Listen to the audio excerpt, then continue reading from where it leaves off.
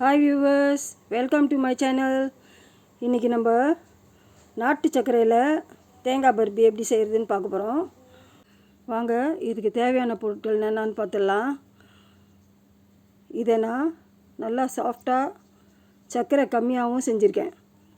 முதல்ல நான் 2 முழு தேங்காயை உடச்சி இது போல் வெட்டி அது மேலே இருக்கிற தோலெல்லாம் சீவி எடுத்துட்டு ஃபுல் ஒயிட்டாக வச்சுருக்கேன்.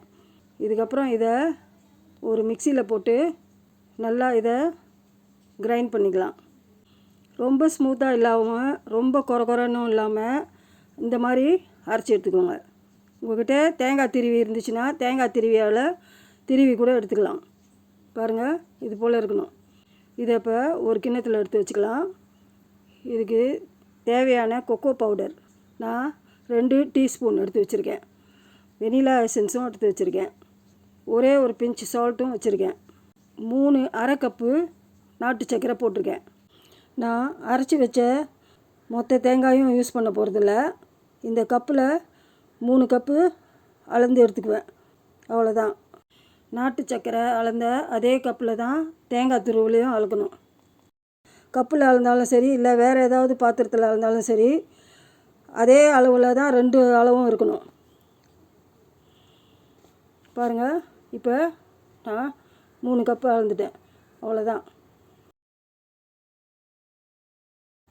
2 டீஸ்பூன் நெய் வச்சுருக்கேன். நீங்கள் பட்டர் இருந்துச்சுன்னா பட்டர் கூட யூஸ் பண்ணிக்கலாம். ஒரு பாத்திரத்தில் இது போல் நெய் தடவி வச்சு ரெடி பண்ணி வச்சுக்கோங்க. அதுக்கப்புறம் மொத்த தேங்காயையும் ஒரு கடாயில் போட்டு நல்லா அதை ஈரம் இல்லாமல் நல்லா வறுத்து எடுத்துக்கோங்க. செவக்கக்கூடாது, அது ட்ரை ஆகணும். அவ்வளோதான். இப்போ அதில் அந்த நெய்யையும் போட்டுட்டேன். இப்போ இது எல்லாத்தையும் நல்லா வறுக்கலாம். இது கூடவே இப்போ நம்ம அளந்து வச்சுருந்த அந்த நாட்டு சர்க்கரையே கலந்துடலாம். இப்போ இது எல்லாத்தையும் ஒன்றா நல்லா கிளறி விடலாம்.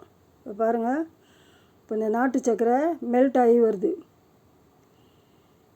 இதை இப்படியே இன்னும் கொஞ்சம் நேரம் கிளறிட்டு அதுக்கப்புறம் நம்ம அந்த 2 டீஸ்பூன் கொக்கோ பவுடரை அதில் போட்டுடலாம்.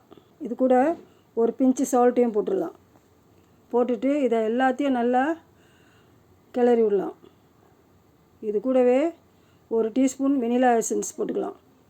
உங்களுக்கு வெனிலா எசன்ஸ் பிடிக்கலன்னா நீங்கள் ஏலக்காய் பவுடர் கூட போட்டுக்கலாம். உங்கள் விருப்பம்தான்.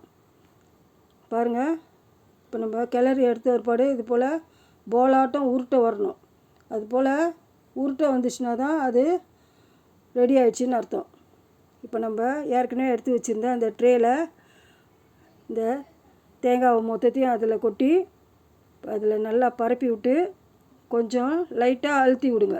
ரொம்ப அழுத்தாதீங்க, கொஞ்சம் லைட்டாக அழுத்தி விடுங்க. இது போல் நல்லா அழுத்திட்டு இப்போ இதை நம்ம ஆற விட்டுறணும். இது சூடாக இருக்கும்போதே நம்ம இது போல் கோடு போட்டு வச்சிடணும். நம்ம எந்த ஷேப்பில் கட் பண்ண போகிறோமோ அந்த ஷேப்பில் இது போல் கோடுங்களை போட்டு வச்சிடணும். போட்டு வச்சுட்டு அப்படியே இதை ஆற விட்டுறணும். ஒரு கத்தியில் கொஞ்சமாக எண்ணெய் தடவிட்டு இதை ஒவ்வொன்றா வெளியில் எடுத்துடலாம்.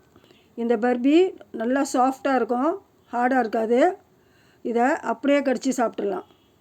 பாருங்கள், இது போல் தான் இருக்கும். நீங்கள் அதிகமாக சர்க்கரை போட்டிங்கன்னா இன்னும் கொஞ்சம் ஹார்டாக இருக்கும்.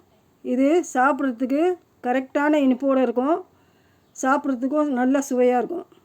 நீங்கள் இந்த சேனலை இப்போ தான் பார்க்குறீங்கன்னா சப்ஸ்கிரைப் பண்ணிவிட்டு கமெண்ட்டும் பண்ணுங்கள். Okay, see you on my next video. Bye bye.